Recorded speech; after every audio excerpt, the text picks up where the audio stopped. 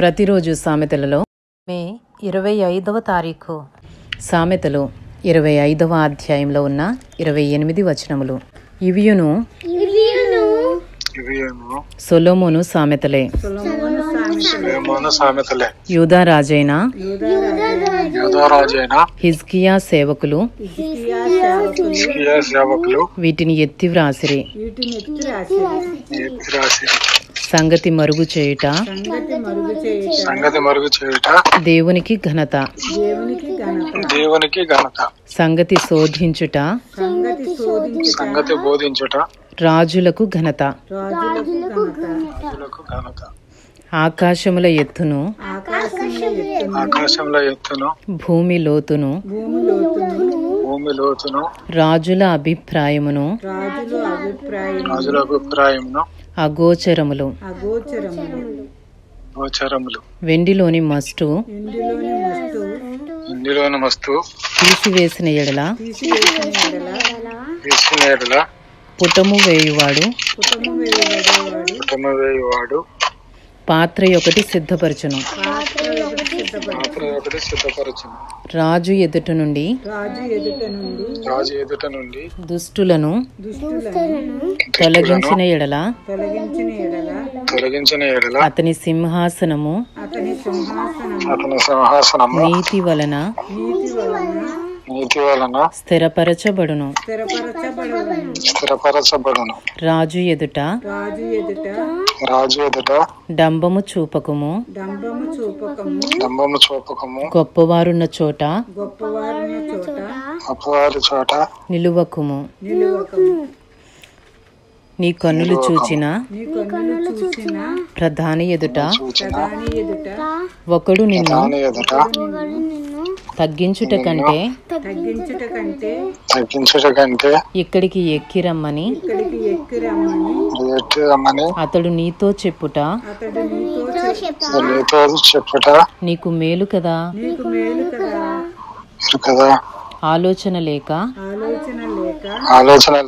వ్యాజ్యమాడుటకు పోకుము. నీ పొరుగువాడు నిన్ను అవమానపరచి దాని అంతమున ఇక నీవేమి చేయదు అని నీతో అనునేమో. నీ పొరుగువానితో నీవు వ్యాజ్యమాడవచ్చును గాని పరుని గుట్టు బయట పెట్టకుము. బయట పెట్టిన ఎడల వినువాడు నిన్ను అవమానపరచునేమో. అందువలన నీకు కలిగిన అపకీర్తి ఎన్నటికి పోకుండును. సమయోచితముగా పలుకుబడిన మాట చిత్రమైన వెండి పల్లెములలో ఉంచబడిన బంగారు పండ్ల వంటిది. బంగారు కర్ణభూషణ మెట్టిదో అపరంజి ఆభరణ మెట్టిదో వినువాని చెవికి జ్ఞానము గల ఉపదేశకుడు అట్టివాడు. నమ్మకమైన దూత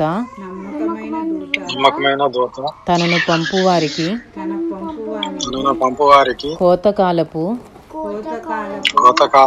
మంచు చల్లదనము వంటివాడు. వాడు తన యజమానుల హృదయమును తెప్పరిల్ల చేయను. కపట మనస్సుతో దానమిచ్చి డంబము చేయువాడు వర్షము లేని మబ్బును గాలిని పోలియున్నాడు. దీర్ఘశాంతము చేత న్యాయాధిపతిని న్యాయాధిపతిని ఒప్పించవచ్చును. సాత్వికమైన నాలుక ఎముకలను నలుగగొట్టును. తేనె కనుగొంటివా, తగినంత మట్టుకే త్రాగుము.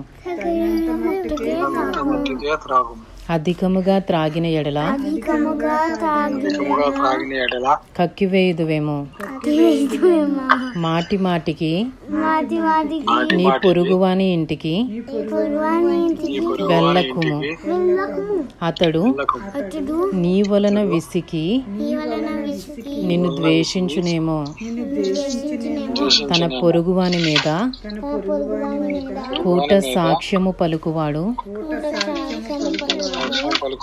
సమ్మెటను ఖడ్గమును వాడిగల అంబును పోలినవాడు.